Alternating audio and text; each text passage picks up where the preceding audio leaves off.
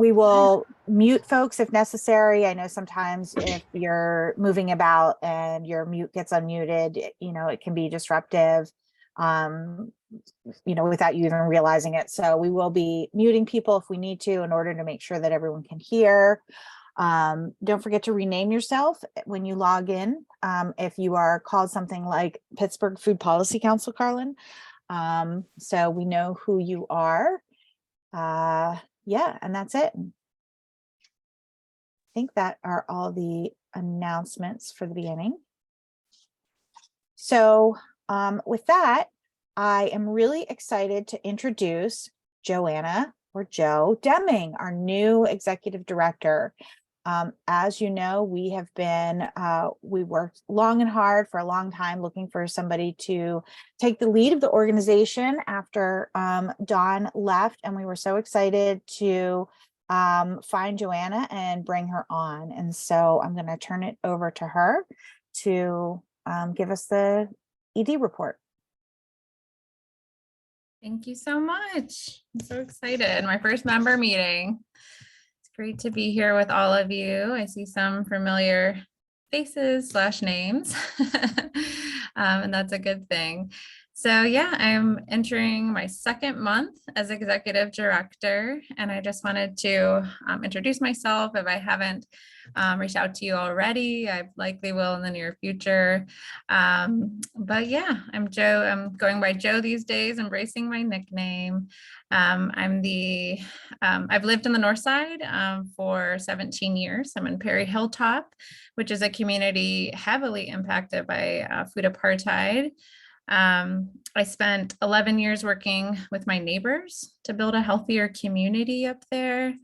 I worked with a Pittsburgh project first and helped raise funds, and then I led Perry Hilltop and Fineview Citizens Councils, where we knocked on the doors of our neighbors and engaged them in creating community plans.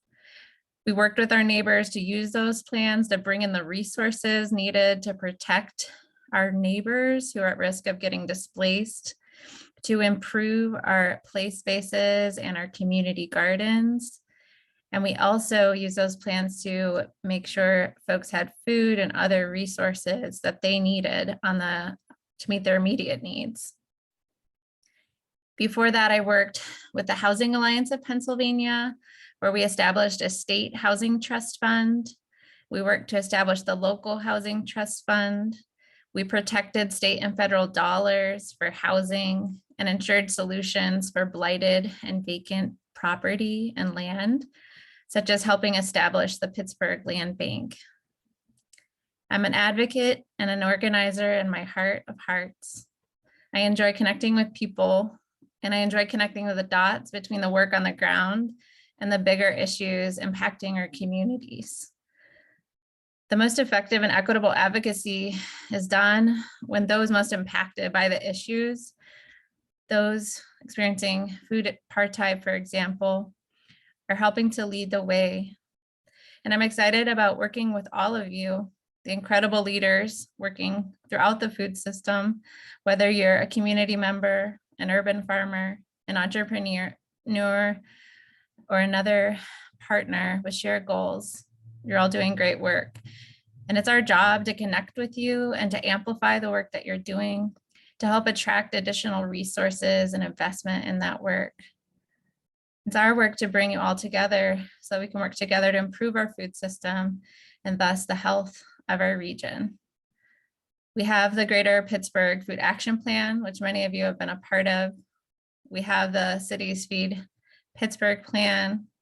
We have already made progress working with our partners, working with all of you to get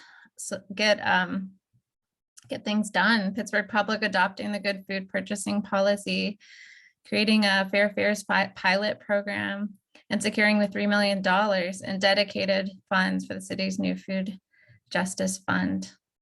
Wonderful, noteworthy accomplishments. And we can do even more in the days to come if we work together. And I look forward to hopefully working very closely with all of you. Thank you so much.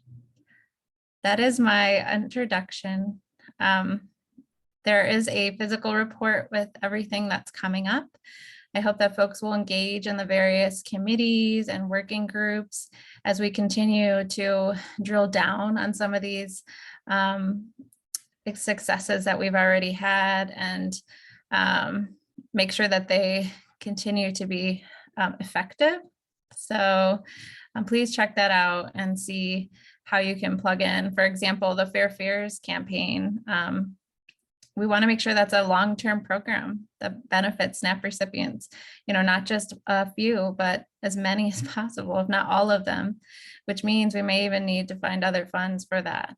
We know that $3 million is not enough for a food justice fund. We're convening some other funders that fund food, but we need to make sure that, we grow the pie. The bigger the pie, the more work we can do, the bigger impact we can have. So those are just a couple of examples. So yeah, thank you so much and look forward to working with you. Thanks, Joe. I just dropped the link to Joe's director's report in the chat if folks want to look at it. It's also linked in the agenda. I'll drop the agenda one more time because I think some people have joined us more recently. I'm going to do that.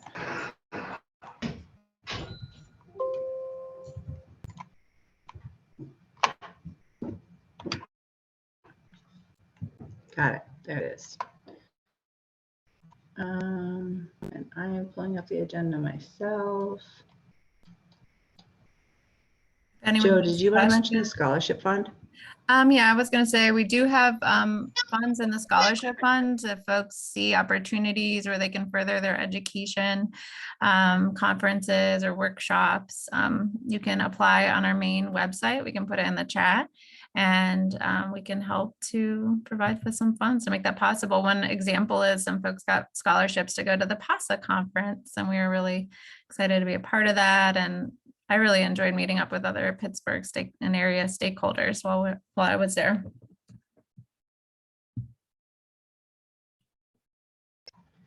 I just dropped the link to the scholarship. It's the Urban Growers Professional Development Scholarship Fund. So it's for folks in the urban growing space that want to advance, seek a variety of education opportunities. So we have funds and we love to give them to folks. And just as a reminder, this scholarship fund was seeded. It is seeded every year with proceeds from the urban farm tour that happens usually in the fall here in Pittsburgh. I think, unless anyone has any questions, I think it's time for our first deep dive. I think we have a member recognition to do first. You're right, Sam. Go right ahead. Cool. Yeah, I want to, we do this kind of at the top of all of our member meetings, trying to lift up and celebrate a PFPC member who's been doing great work. And it's always hard to choose because there are so many people doing such great work. But this month, this meeting, I want to celebrate Laura Kadori of Worm Return. I have gotten to know Laura as I have, I think it was probably last summer, so that kind of switched roles in the PFPC, and I ended up being kind of the point person for the compost committee. And Laura's like one of the most dedicated and most engaging participants in that committee. Really appreciate your your dedication and commitment there, Laura. And then also, for as long as I've been hearing about the compost committee, I've been hearing about this question about wood chips and how, we know there's a supply of wood chips in the city that we should make available for gardeners and composters and other people who want to access them. And Laura made that happen. So I wanted to give her a shout out for that. And Laura, if you want to introduce yourself and some of the work that you've been doing, and then let folks know how they can get some wood chips, that would be great. Great. Thank you so much, Sam. That was a very nice introduction. Good to see a lot of people I know. Nice to meet you, Joe, the new director. Excited to see what kind of work we can all get done. Yeah, wood chips have been a problem for a very long time, it seems. And I just one day out doing the work that I do happened to see a tree service. And so I was like, what do you do with those wood chips? And they're like, we always need places to take wood chips. And so presented it at the last community subcommittee, community composting subcommittee meeting, Sam was kind enough to make a Google sheet where people can sign up for it. We've shared it with the tree service. So far, I have gotten our 2 sites probably about 10 truckloads worth of wood chips. So if any aren't getting dumped at the sites you need right now, you are more than welcome to come and take some from our site on Sylvan Avenue in Hazelwood and Idlewild Street in Homewood. And I believe those locations are listed on the Google sheet. If Sam, you wanted to share that with this group, that would probably be pretty awesome as well. But yeah, thank you. I appreciate being recognized for this, but I just love what I do. So happy to be able to help other people do something I love so much. And if that's it, unless anybody has like questions or anything, can go ahead and turn it over to the next agenda item. Great, thanks so much, Laura. Yeah, and I put that link in the chat there if folks want, as Laura mentioned, the address for those 2 sites, I think is listed in there. And then also if you want to sign up, a farm or garden or anywhere that you're involved with to receive, it's like receiving kind of like a truckload full. So you need to make sure you have space it's not just like a bucket or 2. But yeah, the link should be there for folks who want to sign up. So I think that does then bring us to, as Carlin was mentioned, kind of our first deep dive, which I think I am slated to introduce again. So I'm just going to keep the mic if that's all right. We are going to share an update on the Food Justice Fund. So Stephen O'Brien, who is the Government and Community Affairs coordinator, manager, I don't know the last word of your title there, Stephen, sorry, with the Greater Pittsburgh Community Food Bank. Stephen has also been a really dedicated Food Justice Fund committee member who's been really helpful in our advocacy work over the last few months. So I will pull up your slides here, Stephen, and then turn it over to you to share an update. Awesome. Thanks, Sam. You got most of the title there correct. It's just a little simplified, just advocacy coordinator at the Greater Pittsburgh Community Food Bank, though that does technically fall under community engagement team. I will give you a moment to pull those up.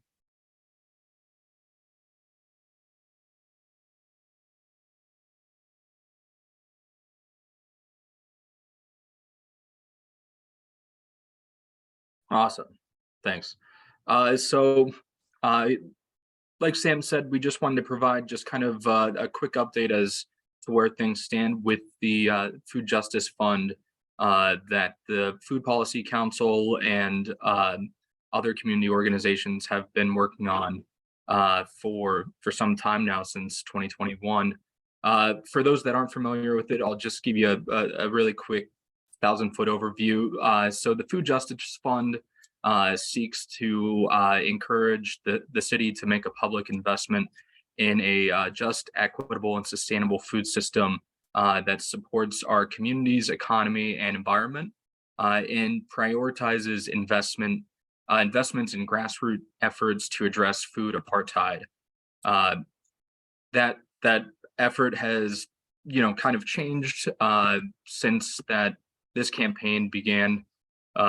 Initially, we were seeking an allocation of $10 million over a 4-year period, but through all things politics, that has come out to be about $3 million that was included in the city's 2023 budget.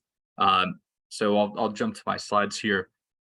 So in that October to December period, Food Justice Fund committee members were routinely attending city council meetings, providing public comment and testimony as to why the city should be making this investment in our food ecosystem, having one-on-one conversations before, after council meetings, pretty much anywhere we could grab them.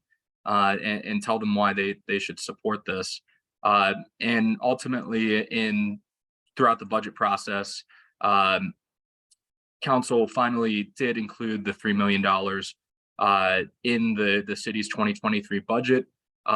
It's not put here, but a lot of that is due to Mayor Gainey actually including that in his revised budget proposal that went to council in that around November, which really showed a strong commitment by his administration in making the Food Justice Fund possible. Though it did come with one caveat, if you will. Council President Teresa Kale Smith passed a resolution with a majority of her colleagues that required council approve a plan within 6 months of that resolution's enactment, which happened around the first or second week of January. So 6 months from that point. Though the term plan, if you look at the resolution, is not defined, and it's not really clear, or it was not clear at that time what exactly she was looking for. Though through conversation, we really got a sense that she was just looking for it to be a open, transparent, and accountable process that meant some of you may have heard echoing comments that she's made in regards to other city investments. Sam, if you want to skip to the next slide. Awesome, thank you. So kind of in between that late December period to pretty much this point, the Food Justice Committee continues to meet regularly in preparation for the implementation phase with the city. On a weekly basis, we've been having breakout sessions with specific focuses and action items, whether that's polishing our briefing materials and documents that I'll talk about in just a second, to communication strategies, to how we want to strategically engage with members of council. That group has been really well run and made very effective decision making as to how we want to move forward. Like I said, we have created a number of briefing materials and draft documents. That's really in response to some feedback that we got from members that, you know, they kind of understood the 1,000-foot overview of what the Food Justice Fund is and what its intent was, but they just had questions about the mechanics, you know, who we thought, you know, could possibly receive funding, all of those sorts of accountability and transparency questions. So to that end, we made briefing documents for both council and staff with an overview slide deck, a list of sample projects, but really to what we're going to be talking about later, a fund governance proposal that is very detailed as to who is eligible for funding in terms of organizational size, their budget, etc. All of which can be found on the Food Policy Council's website. And again, a draft request for proposal, application, evaluation.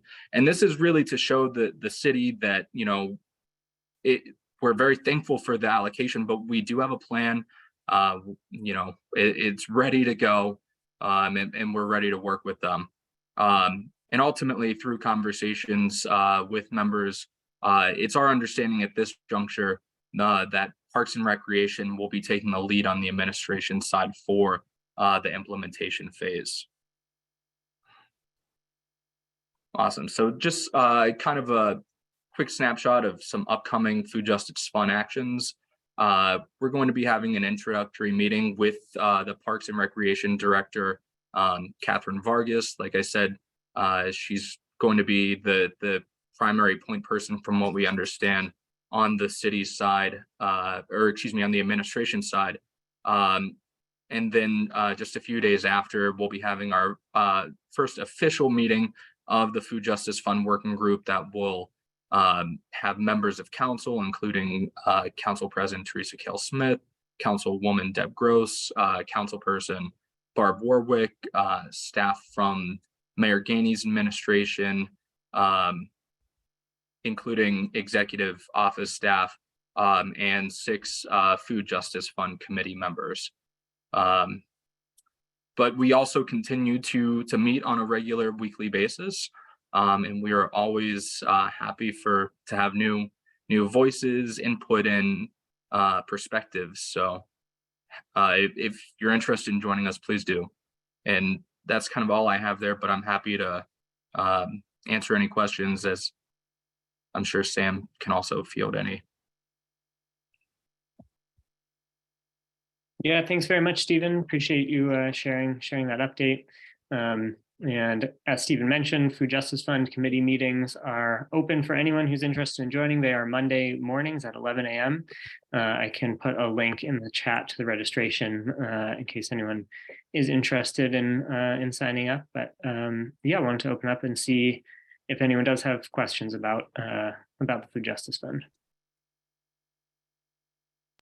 Is that committee, this is Lisa Freeman, I'm sorry, is that committee running simultaneously with the original, I don't know if it was the original one, with the Food Justice Committee that had Brother Love on it, Pastor Love, and a few other people, but Pastor Love is just prominent in my mind. So are these 2 different committees, or have they merged, or they're independent of each other? Yeah, go ahead, Stephen. Oh no, Sam, but go ahead. There's just one committee. It's the one, as you mentioned, Pastor Love. He was a co-chair of the committee with Ann Sanders, Yes. and then had to kind of step back from that role. So Pastor Love is a solo co-chair, or just the chair of that committee. So it's that same committee that meets on every week at 11. Yes, Okay. exactly.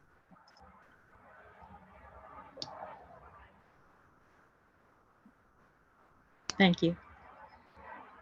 Absolutely. Does anyone have any other questions about the Food Justice Fund?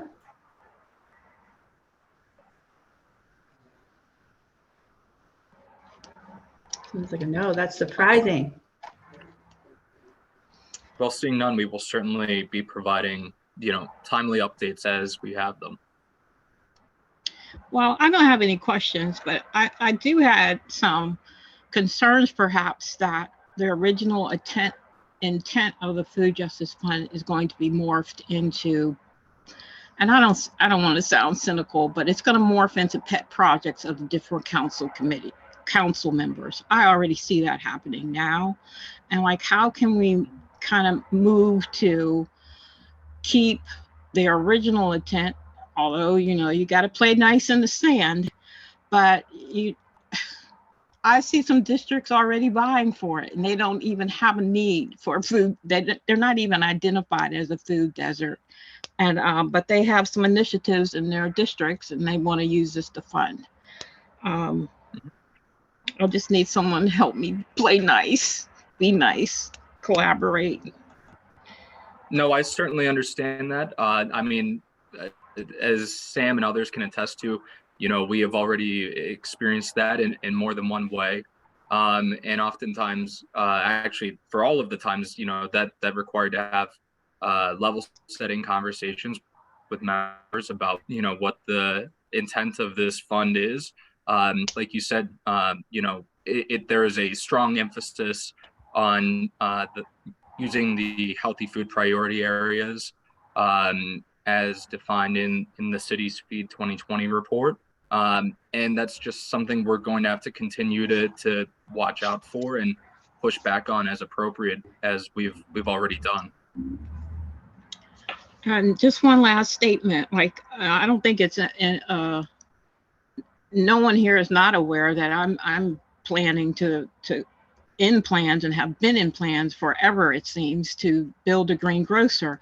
And I have been like slapped in the face with, not slapped in the face, but I've been confronted with zoning issues, zoning regulations that don't really exist, zoning regulations that are 100 years old that haven't been updated. I've been presented with the need to have sprinkler systems, the cost of sprinkler system, the infrastructure expense that only occurs in the urban, all these hidden costs. I'm thinking I had enough. Man, I am like $300,000 short.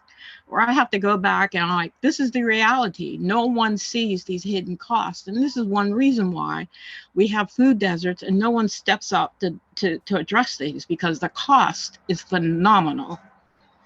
And I'm just advocating for myself. I will say it, for myself and for equal opportunity, equity in the communities that are food deserts, so they have opportunity, because the challenge is very real. And looking at it outwardly, you don't think that these nonsense things have to be addressed, but they're insurmountable. And well, we're gonna keep working at it, but the reality of it's really a burden. Mhm. Thank you. I'm off my soapbox now. No, absolutely. And thank you for that. I mean, to that end, I don't think that the conversation just stops with having a financial investment from the city, but making it a friendly place to do business, because there is such an emphasis of this fund to, create a very dynamic food economy. And the city absolutely, and the county needs to do a better job of reducing those barriers. And I think that needs to be part of the conversation. I don't want to speak for others, but that's certainly a lot. I've been hearing a lot of that lately. Thank you. I see that Denny has his hand up. Denny, would you like to? Yeah, I'd like to comment on two things that Lisa brought up. And the first is that, one of the reasons the group gets together at 11 o'clock is to share the sort of, I'll call it political intelligence that you just shared with us briefly. And it might be really helpful, especially as the implementation meetings with the city start, to have your insights and, frankly, the details of your concerns, so that they can be taken into account when dealing with, the administration and council. And the second thing is that I mean, the reason, at least as I understand it, the Pittsburgh Food Policy Council exists, one of the main reasons, is to join you on your soapbox to try to, get rid of these barriers. And in this case, I mean, I think the city should have an active interest in trying to, make doing what, we want to see done less expensive, so that their dollars go further. And so I think it would be really helpful to maybe zero in on that as part of either part of the conversation, or to initiate a new conversation with the city saying, let's not be wasting money on unnecessary requirements and regulations. Yeah, Lisa, if you have a good document or any documentation of the barriers that you've been dealing with, maybe we could build on that if other people have similar issues. Well, the real barrier now is for a layperson to try and understand zoning. It's just not doable. So for someone who doesn't have an architectural planner or a builder, a contractor kind of knowledge, a person like me, like, I don't know, I've gone through an architect, I've gone through the construction, all those codes. A normal person doesn't know all these layman codes and and then the codes that I have to fall under, well, it doesn't address your live work option. So therefore, you have to be looked at as commercial, and 3 floors of sprinklers and $70,000 of sprinkler system, and it's just a mom and pop store. Mom and pop stores are not allowed to be built in the city of Pittsburgh, although you have everyone in every community here, they exist, but you cannot build one now because the zoning ordinance does not allow for any of them. So you have to find one in one of our hoods that are most likely in Manchester. They're all decaying and condemned. So you have to find a building that might have been a bar one time, or that is zoned as commercial. You're going to put as much money into that than, oh, I'll just build one. But you can't, because the zoning doesn't allow for that. And so zoning has to be addressed. And I'm just looking at today where Oakland and the Planning Commission, they just zoned Oakland. They just gave Oakland a number of different zonings, a number, where an ordinary person like me, well, I own property, I own a house and a business, and I don't like this zoning here. I think we should have walkable communities. I think we should have a business district. Why can't we have one right here? Well, it's not up to one single person to ask for a zoning change. You have to talk to a person like Shelley Danko Day, who can start the process. You change these zoning codes to meet our needs, but people don't know that you have the power. Developers come in and they know. Manchester just had this industrial zoning on the other side of us. It was developers who had millions of dollars who came in and changed the zoning. Why don't people who live here and want to do something, why don't we have the option of knowing? The eco district, that's another one that just came up. Like, where'd that one come from? So for people who want change, you have to know zoning. But how many people know zoning? How do you know that you can go and change your zoning? How do you, what are the steps that change your zoning? Without the zoning change, you can't have a store. And we've gone through a number of things. And then zoning, I went a year ago and went through zoning. They bent it and made it work for me. Well, I didn't know LNI or PLI, permits, license, and inspections, was a part of zoning. And they are the Antichrist. Once you get through the first part of zoning, well, then you have to go to permits, and they don't speak to you. It sits there forever until they have the whim to want to answer you or address you or give you any kind of conversation. It can sit there for months without a response, and you can't get an approval until they respond back to you. And I did that. And now I kind of forced my way into that and I got a response, but then you're at the mercy of when they want to demand you to have this. One wrong word on your application can be costly. And I'm still waiting. And I had the approval from zoning, the first part of zoning, the director of zoning. I had it 8 months ago and I'm still waiting. And that cost of waiting, although now I don't have enough money, I've got to go back to fundraising. That cost of waiting, time is money. Yeah. Certainly is. Miss Lisa, I can hear it sounds like a real nightmare. And I think that we need to put our heads together, maybe outside of this meeting, to try to figure out how we can get you some support and some backup on this process. So I'd be happy to follow up with you and anyone else that's really, particularly interested in that conversation. If you want to let me know, we can follow up on that and try to see if we can move the needle a teeny bit even. And then Miss Lisa, I also wanted to point out that in the chat, Jasmine said, "Thank you for advocating for all of us, Miss Freeman." So I wanted to make sure that message wasn't lost. Thank you. I'd rather go through this headache, and it is quite challenging. So it breaks the mold and everybody can have free access. That's the only comfort I have in this. But I would like to address some and challenge some of these zoning rules, because I don't have millions of dollars, but I have a voice and I have time. And I know now who the movers and shakers are in zoning, which no one knew before, and have access. So, but one person can't do it alone. Until you come with a crowd, then they'll respond a little bit quicker. Absolutely. And I'll be sure to follow up with you, Miss Lisa. Thank you. Thank you all for listening. Does anyone have any other questions about the Food Justice Fund? We have one more deep dive and then sort of a member share out section of our agenda. So I just wanted to, before we move on, I want to make sure we're good. I don't see anyone waving their hands. So Sam and I did I just hear someone speak up?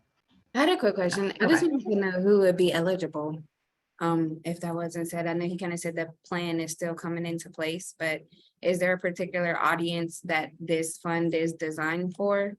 Or who would be eligible?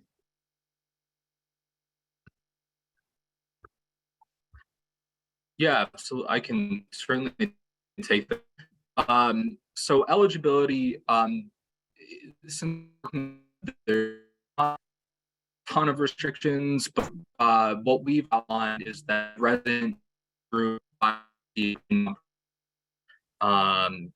organization, business, or other entity living or working in the city is eligible. Though projects must take place within the city, and a priority will be given to those projects in healthy food priority areas.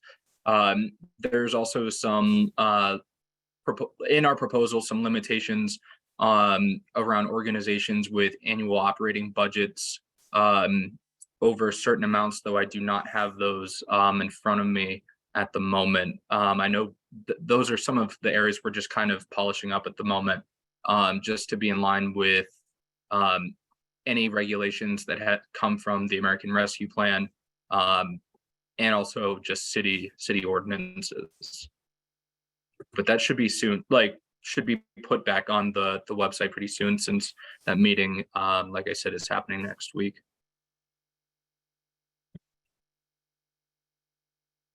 Thank you. Thanks, Stephen.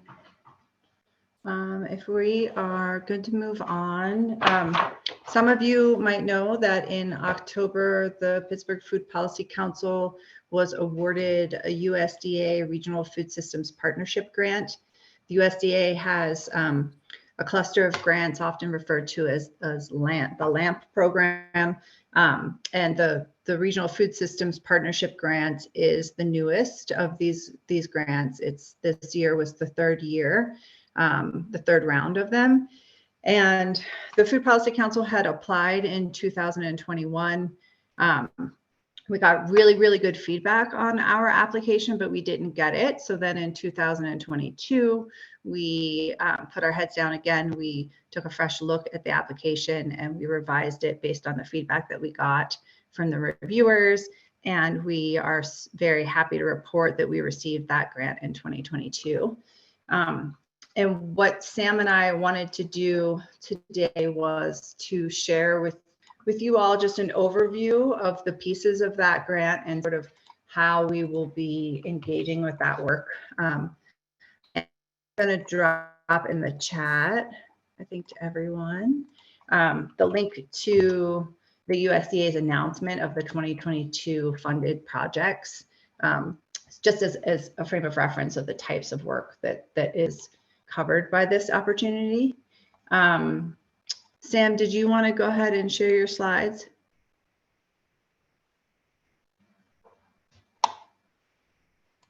Thank you. I'm trying to pull up the slides on my side too. I don't know about you all, but I feel like there's been something in the stars today with technology. I've just been having like one glitch after the other. So here we are though. So this first slide that Sam is sharing goes over just the four, basically like the really broad strokes overview of the objectives of the grant. And so there are four, which seemed really reasonable at the writing of it. Now that we're digging into it, we're like, wow, that's really a lot. But the first one is institutional procurement piece, which includes good food purchasing and some other elements. We have a regional supply chain objective, a financial investment objective, and backbone capacity objective. And if we go on to the next slide, Sam will start to share a little detail about these. Yeah, so basically we wanted to give a little bit more information about each of these objectives and let folks know kind of what work we'll be doing and what opportunities there will be to engage, over the course of this grant. I don't remember if Carla mentioned, but it's a 3-year grant. So yeah, so we have these projects going on for the next couple of years. So for the institutional procurement objective, the main goals here are really to advance the implementation of the Good Food Purchasing program, which has been adopted at Pittsburgh Public Schools already. And then we're also hoping to secure adoption of the GFPP again at least one county level institution. If folks aren't familiar, the GFPP is a values-based framework for primarily large-scale public institutions to essentially to improve their food procurement practices. It's based around 5 values, which are, I won't remember all of them off the top of my head, but things like sustainable agriculture, a valued workforce, animal welfare, yeah, things along those lines. So, we have been convening a Pittsburgh Good Food Coalition, which has been kind of the center of this work, and will continue to do that over the period of over this grant period. The GFPP work currently, we're just starting a baseline assessment of the current purchasing habits, I guess, or practices of PPS. So we'll be able to do that and then set goals based on that baseline. And so, yeah, these are some of the key partners here. PPS, Center for Good Food Purchasing, they're the entity that really manages the overall framework.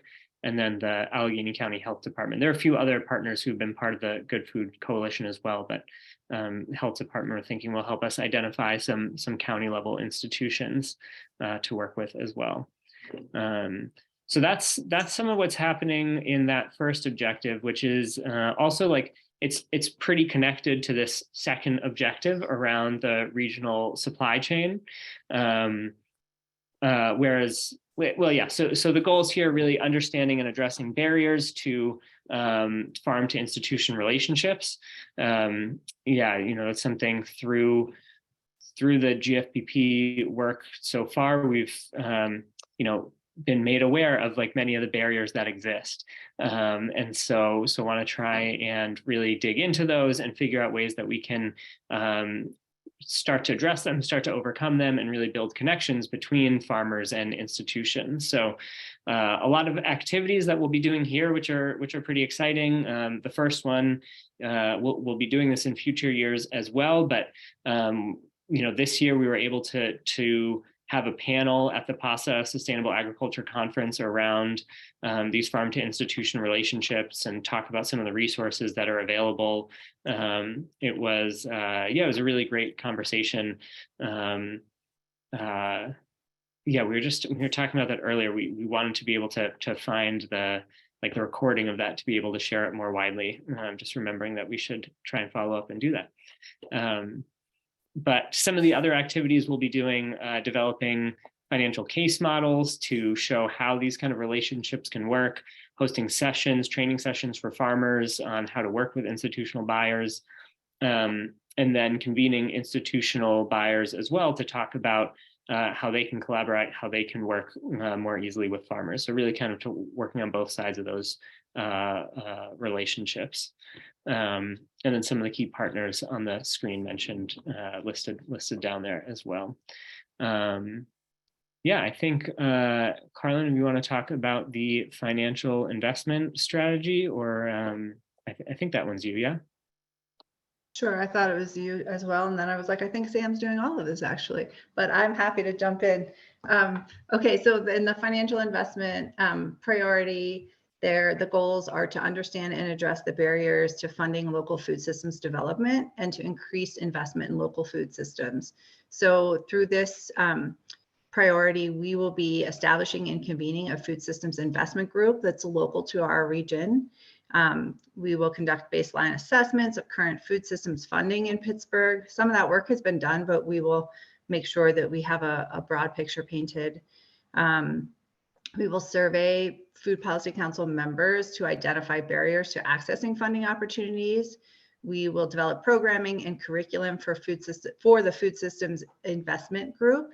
And one of the elements that we were really excited about is we wrote in funding for a grant writer to provide support to Food Policy Council member organizations for grant applications. So we will have a grant writer their time will not be infinite for certain, but we have goals. I don't have them in front of me, but a certain number of individual and group joint applications we hope to have this grant writer support. So that's a service that we've very frequently been asked about from our membership and really haven't had the staff capacity. And this funding will allow us to add some of that capacity. So we're excited about that. Key partners on this priority will be the grant makers of Western Pennsylvania, Bridgeway Capital, and the Heinz Endowments, among others, but those are folks that are helping sort of lead the strategy building. Did I forget anything? And we have convened sort of the planning group of this investment group, to start the planning, and we'll be bringing the larger group together very soon. And the fourth objective is the backbone capacity that the Food Policy Council brings to this broader food systems work. And so, our strengthening connections and communication among food systems stakeholders. We will continue to convene our member meetings to coordinate efforts, share updates. We will also be launching an annual local food summit to celebrate successes, increase awareness of food systems work, and align our efforts. Planning of that will begin at the end of this year, and then we will have a summit in the second and third year of this grant period. And this is also something that we've talked about for a long time, so we're excited to have some resources to bring it to fruition. And then we will be monitoring, gathering feedback on all of the project activities for process, outcome, and impact evaluation purposes. And the key partners in this will be PFPC members, all of the Food Policy Council members, and staff. Yes, and then just to share a little bit quickly here about like what to expect this coming year, some of the timeline for some of these activities. As I mentioned, we already, had the farm to school session at the PASA conference. At the end of this month, we're going to be convening our first meeting of the institutional purchasers group. So excited to hear, just the initial outreach we've done there. There's been a lot of enthusiasm among that group to come together and start to collaborate a bit more. So excited for that. As Carlin mentioned, we've also started planning for convening this food systems funders group. So their first meeting will be a bit later in the spring, in April. The annual food summit that Carlin mentioned, I'm particularly excited about that, and we'll be the first summit will be in 2024, but we're going to start planning for that this year, this spring, and we're going to have a planning committee where we'll be able to stipend participation for PFPC members, for food system stakeholders to help us design and plan this summit. So keep an eye out for that this spring, invitations to join that planning committee.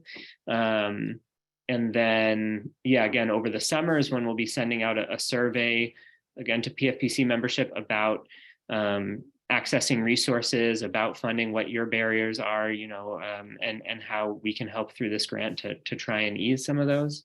And then probably in the fall, in October or so, is when we'll be aiming to bring the grant writer on board and figure out kind of how to operationalize that as well. So just wanted folks to have a heads up about the timing when these different pieces will be rolling out. But I think we're all really excited. Maybe a little overwhelmed, but excited about the opportunities and the new work we'll be delving into here. So thanks, Sam.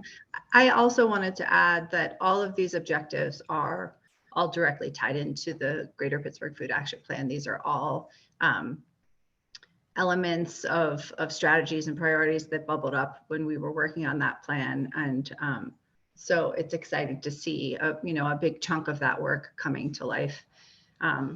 In addition to all of the stuff that the Food Policy Council is engaged in, but this is very much driven by the Food Action Plan, which I think is worth mentioning. Does anyone have any questions about that grant or any of those pieces that we just shared?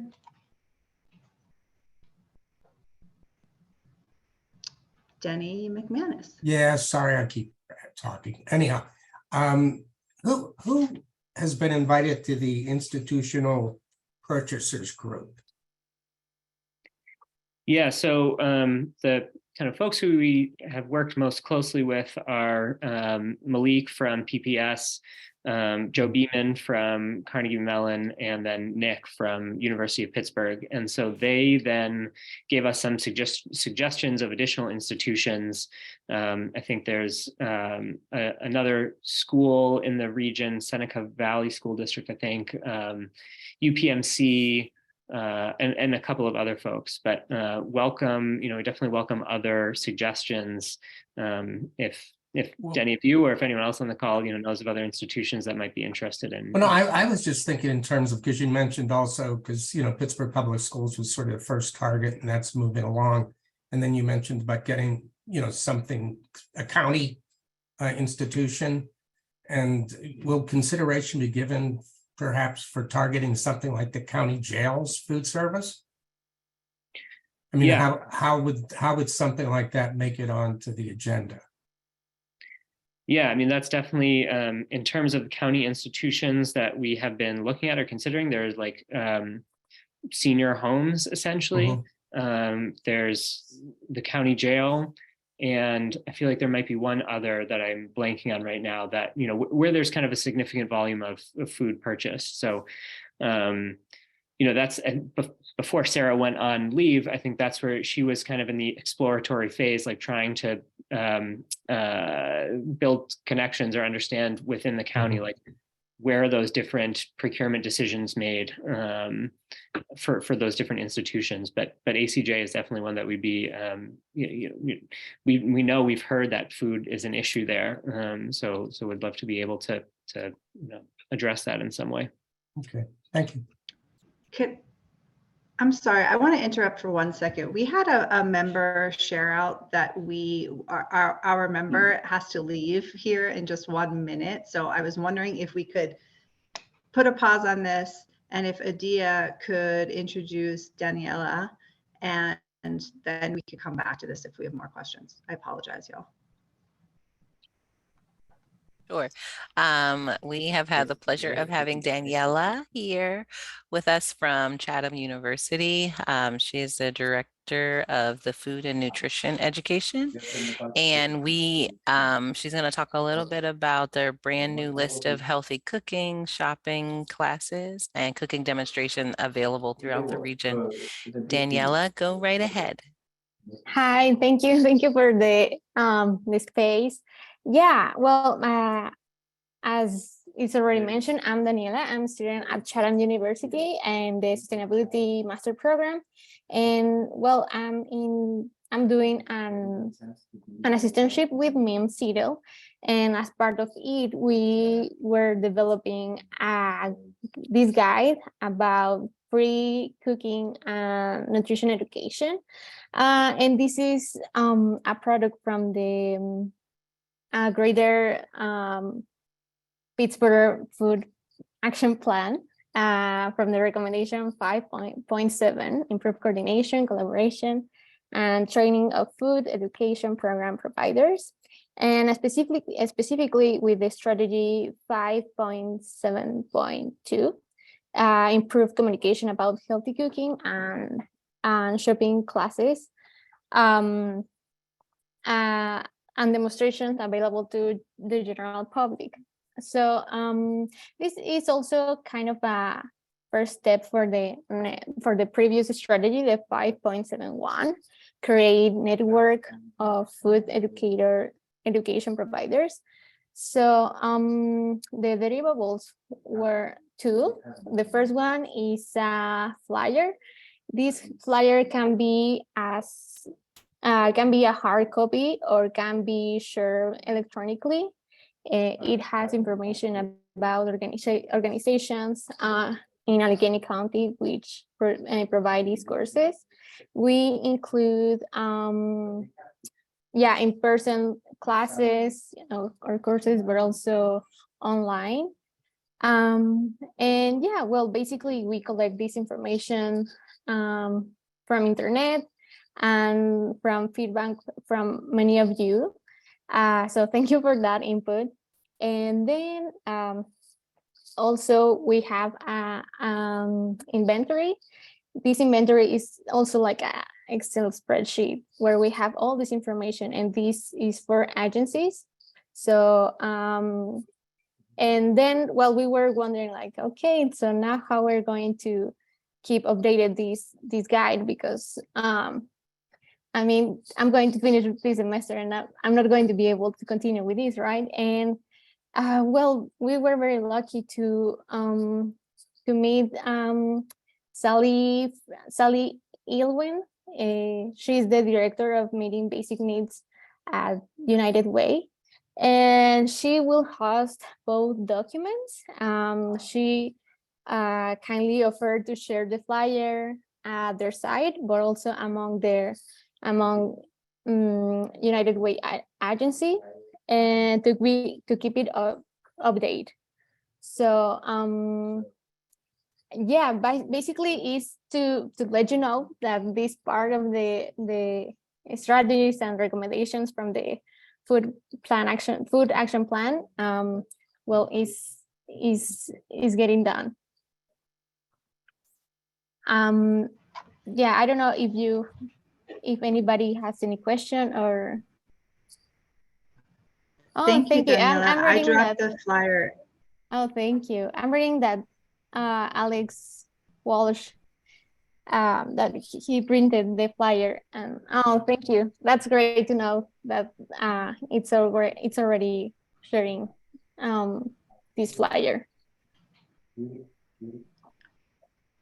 Thank Oh yeah, you very much I tell Mim for that. advancing that strategy of the food action plan. We yeah, Daniela has been working with Mim Seidel, who's a former board member and longtime member of the Food Policy Council, and so we appreciate you sort of like, you know, taking that and running with it. It was really great to see. Yeah. I think, go ahead. No, yeah, just to say that we're very glad we finish it and we find somebody that is going to update it. This is I think that one of the most important thing, that there's somebody that we can reach out to say I need to change my data, or I'm new providing this course or something. So yeah.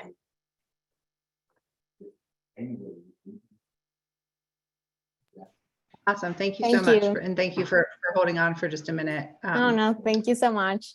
Take care. I don't want to make anyone dizzy, but I do want to leave one moment of opportunity. If anyone has any more questions about the Regional Food Systems Partnership Grant information that Sam and I shared, we can go back to that. If not, I will pass the mic to Adia. Looks like it's all you, Adia.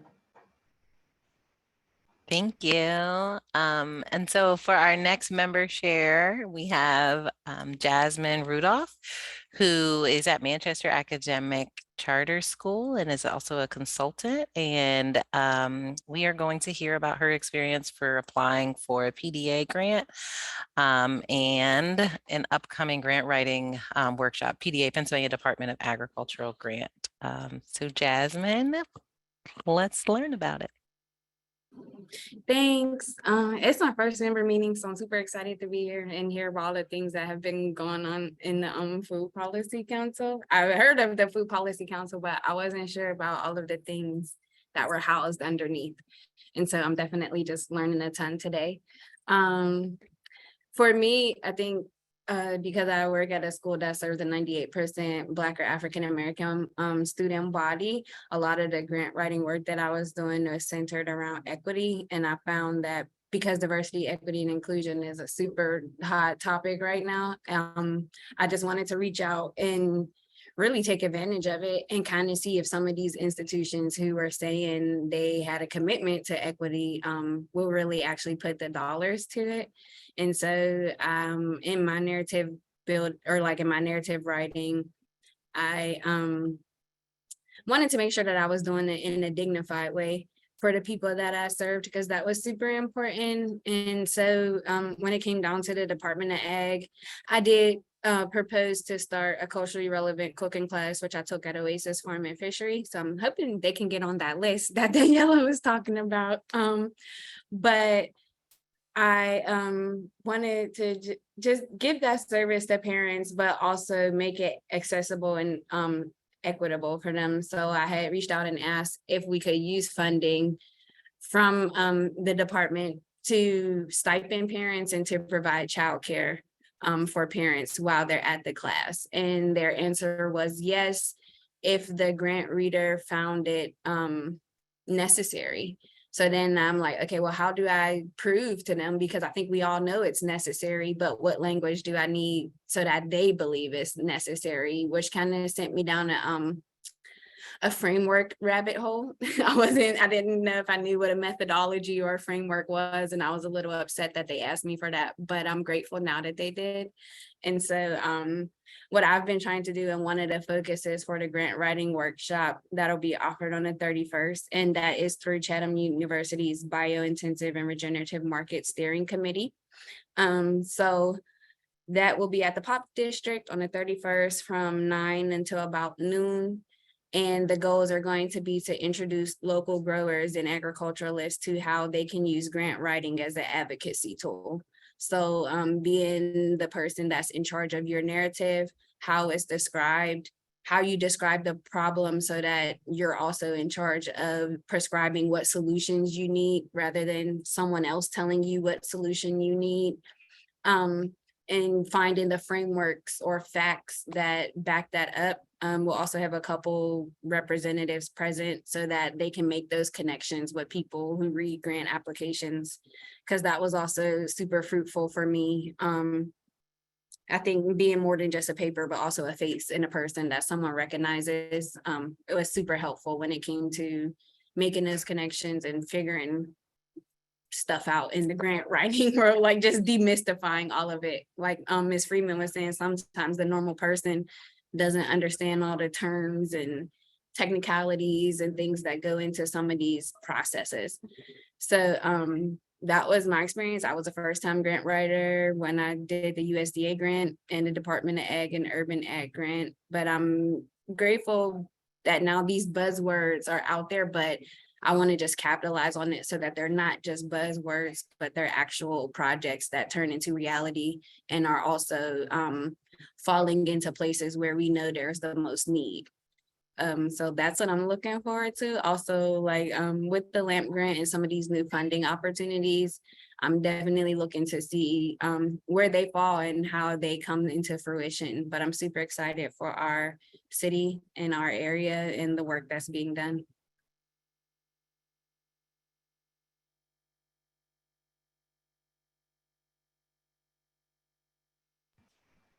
Awesome. Thank you so much, Jasmine. Are you there? I was gonna say, Adia? I was. Thank you so much. Is there like a link or Eventbrite to that workshop that you'll be having? It will be on Eventbrite, but I don't have the link right now today. Yeah. Thanks for Okay. asking me, Dia. No problem. We can get, when she gets it, we can send it out to the membership. Did I hear you say Manchester Academic Charter School? Yes, Ms. Zena. I've heard your name a ton of times before too. Go, So good to see go. you, meet you. Okay. You ever need me, holler. Thank you. And there are a ton of familiar faces on there, so I'm happy to see all of you all too. Partnerships. I think the community is really coming together, and so it's like you keep running into the same people, and so I think that's or like this close knit little family almost that wants to just get better food. Good luck in whatever you, in all that you're not whatever, in all that you're doing over there with the kiddies. Thank you.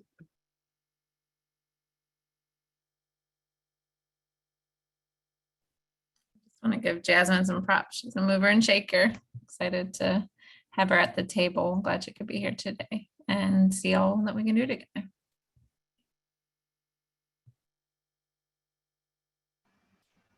So we normally open it up now. If there are other members here that have any updates they want to share, we have a few minutes that we could do that in. So if anyone, if you don't mind, just so we don't have folks talking over each other, if you have a programmatic or any update that you want to share with the group, just raise your hand. And we will give you the mic, and then that'll be into, while people stew on that, I will share that our next meeting is going to be April 25th from 4 to 5:30. I know that this meeting tonight was rescheduled because we were hoping to enjoy some winter wonderland ice skating yesterday, which was canceled in the end because of the warm weather. But I appreciate we appreciate your flexibility in rescheduling for tonight. I will drop the link for the registration link for the next meeting in the chat right now. I think I dropped it there. So if you'd like to, you can go ahead and register now. Does anyone have any other updates they want to share? Yeah, I can't find my Fly. hand raise button. I can't find my hand raise button on this device that I'm on. What's up, everybody? It's Chef Claudia. I just wanted to say hi to everyone. I miss you guys. I feel like we haven't all seen each other in a long time. Happy New Year. I did want to say that, we're working on some really strong projects. So first off, we're working on something that is going to change the game. We have a lot of organizations coming together. I met with a group and a couple of different groups, but we're working on an app. So I'll let you guys know more about it as it comes. It's called Food Secure City, and it's going to be really, really interesting because it's going to include everybody here. And I can't wait to be able to really break it down. But basically, it's going to be like a food LinkedIn. So everybody will have their own profile and their own, and we're gonna. They'll have their own profile, and you'll be able to really interact in DM and IM real time, so we can actually, connect with each other. Also, there is on Earth Day, which is April 22nd, we're doing something at the Energy Innovation Center. We're doing it in conjunction with the Earth Day people. So we're gonna basically have some indoor and outdoor activities. And we would love for people to table. So if you know anybody who wants to table, like 6-foot tables, bring all your literature, your pamphlets on Earth Day. And I'll send more details on that. But we're working with the Pirates. There's a game that evening. You'll get a free ticket to go to the game if you come to this event. And then I don't think it's a home opener, but it's right around that time. So you'll get a free ticket, and then there's activities going on at Market Square that you'll have access to as well. So it'll be a whole Earth Day thingy majiggy going on. And then last but not least, I'm doing 2 events with the James Beard Foundation. I don't know if you guys are familiar with them. So the first one is going to be Tuesday in New York City. And I'll be a featured chef. I'm actually going to put the link in the chat once I get a moment. And then also there'll be an event here in Pittsburgh, Eat Initiative and James Beard Foundation fundraiser. So that'll be April 25th. So that's like 2-3 days after Earth Day. So I would love for everyone here to be a part of the Earth Day celebration at whatever capacity, whether you're tabling, volunteering, maybe you guys have additional, input. I would love to talk to you all about it. I am actually down right now. I had Achilles surgery last week. So yeah, it sucks, but it's like God's way of telling me to slow down. You know what I mean? Before you speed up. So I do have time. If you guys need to talk to me, please feel free to text me and let's connect. But I just wanted to let you guys know, there's some really fun things happening. Thanks, Jasmine. And so, yeah, thank you, Carlin. But yeah, so I'm excited about what's happening. But this Food Secure City thing, it's gonna require everybody to be a part of it. We got it pretty far. It's gonna include a lot of everyone's research, and we're gonna all come together and basically we even creating a glossary of terms where there's multiple definitions. So like when someone says food waste, it can mean 10 different things to different people. So that's one of the things that we're trying to just do a common language and come together and allow everybody to keep their identity, but have a hub where, you know, we can all kind of connect.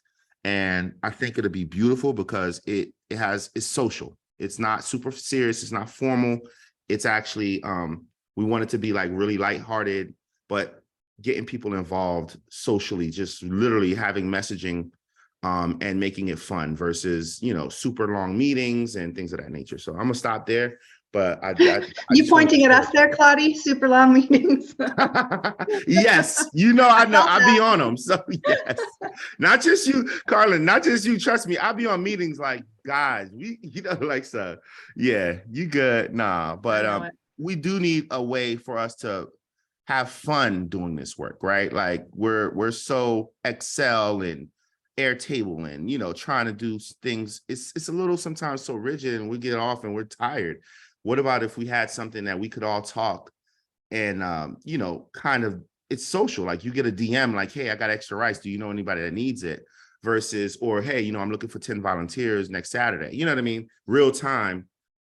So stuff like that, you know what I mean? And then there'll be mapping, there'll be all types of everybody's work, you know, we'll cite people, we'll make sure people have an opportunity to just really, so you'll see it. I just got the renderings.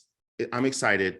So I just wanted to put it out there. Happy to see everybody and let me know if you guys need anything from me. I have 12 classes lined up in the next 2.5 months.